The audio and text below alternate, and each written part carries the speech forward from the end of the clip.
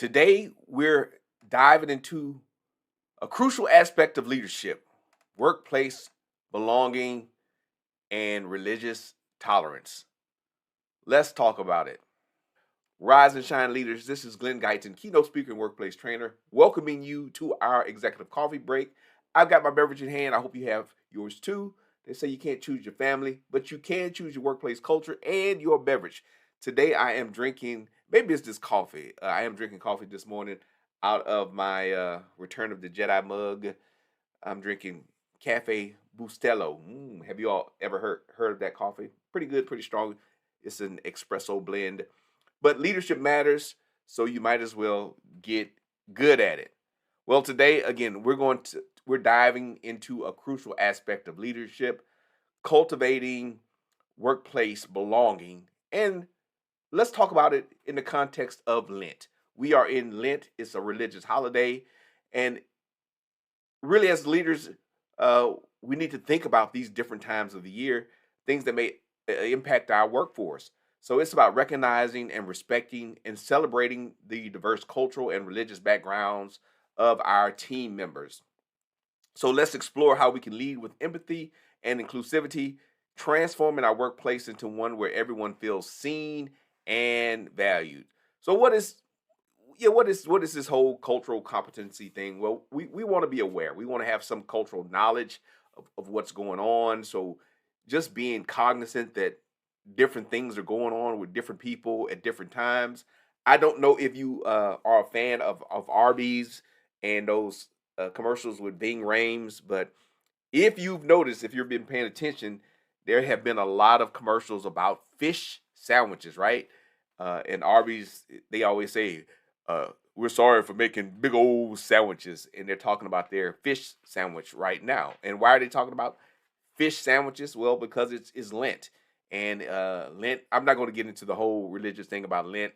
I will put a link in a broadcast that talks about Lent in a little bit more detail, what it is, why it's going on now, and how it may impact people. But one of the things that we have to understand is during Lent, people give up stuff, and a lot of traditionally it's a Catholic holiday, so people are giving up fish. Giving up meat, right? And so they may eat fish on Fridays, or eat fish, give up meat the entire time. And so it'll change eating habits. You may have noticed it in your cafeteria. If you have a cafeteria at work or going out with friends, they may be eating differently during Lent. And so we want to be aware of these things and what's going on, what's changing, and we want to actively engage with our workforce, our team, respecting the unique cultural and religious practices of our team members during during Lent.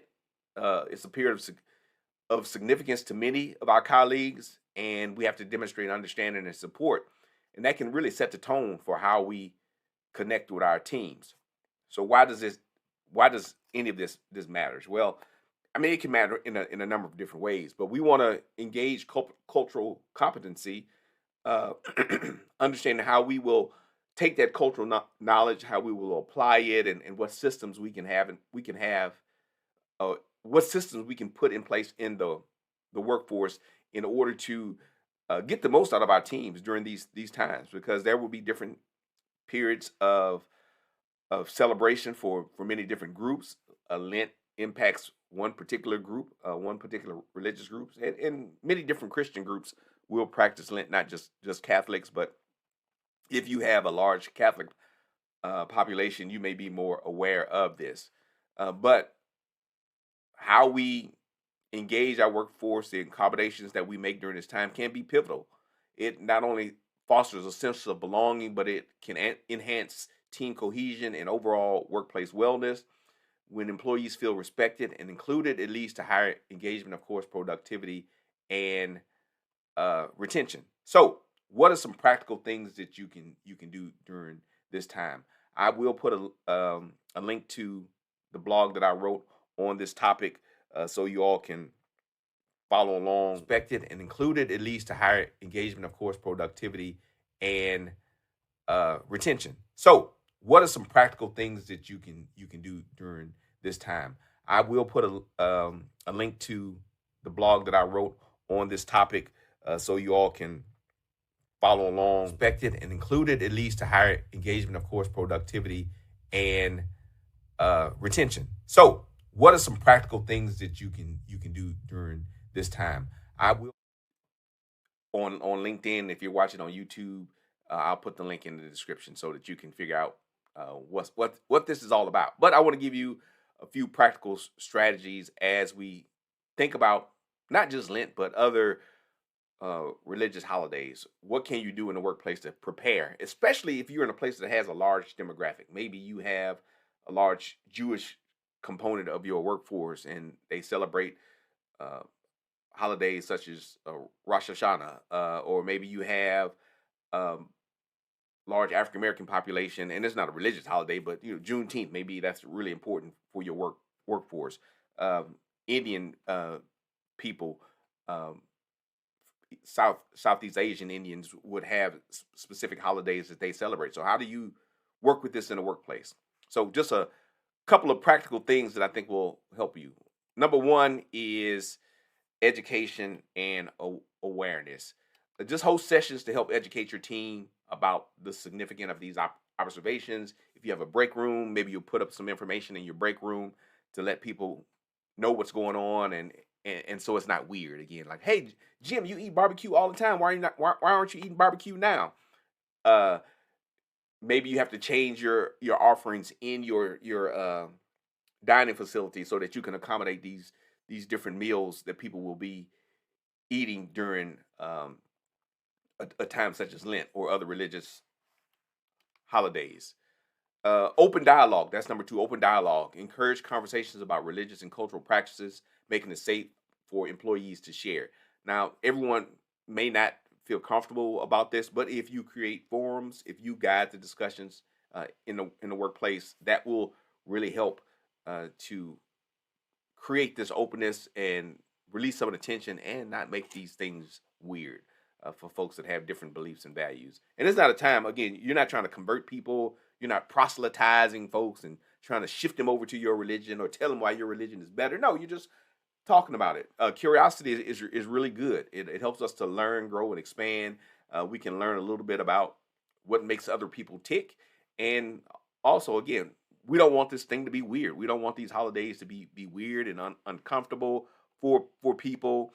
And it's not the burden of the folks that are celebrating to do this. But I think as leaders, we can create an environment where people are more willing to discuss these things in the workplace.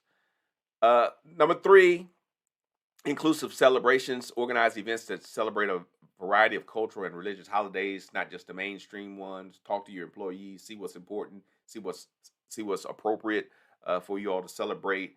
And again, everyone in the workplace can participate in these things. And you may have to be careful about some of the religious ceremonies. People are very particular about what they believe in their faith journeys, and some people uh, may not even support religious activities of any kind. So just be mindful of that. Get to know your team, get to know your workforce, but everyone should be willing to learn and have a dialogue about things that impact other team members. So just be mindful of that.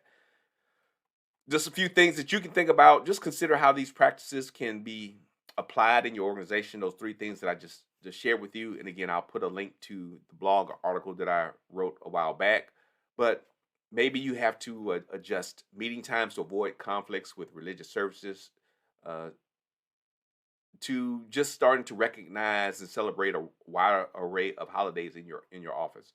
Small changes can have a profound impact on your workplace culture. There are some particular holidays that everyone celebrates. As Americans, uh, as a country based in North America. Maybe you're watching from somewhere else, but there are regional holidays that we celebrate.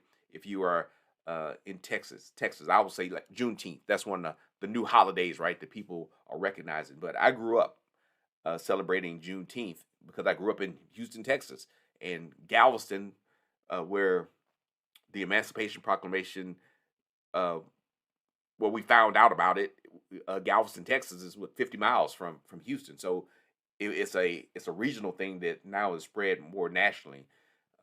So just consider celebrating other holidays or discussing other holidays, other events that are significant to your region, to the people that are on your team. And that will help just create a sense of belonging, a sense of community, especially again as we have this more dispersed workforce. We're going to have to be very intentional about getting to know each other's. So your call to action as leaders is our responsibility to pave the way for a more inclusive and empathetic workplace. So let's take these insights and put them into action. Encourage your teams to share their traditions, participate in cultural competency training, and to lead by example. Your actions today will, of course, shape the culture of tomorrow. That's what I always say to you all. So go out. I don't know if you like fish. Fish. Go have a fish sandwich with someone. Ask them about uh, if you have that type of relationship. Ask them about what's going on. Ask them a little bit about Lent or other holidays that you may need to think about in your workplace. But as I close, let's not forget the strength and perseverance that it takes to lead with empathy and inclusivity. Better leaders get better results. So, to every one of you leading the charge for a more supportive and engaging workplace, I leave you with this morning. Stay bold, stay inspired, and remember that your actions today shape the culture of tomorrow. I'm Glen Guyton. You all have a wonderful week.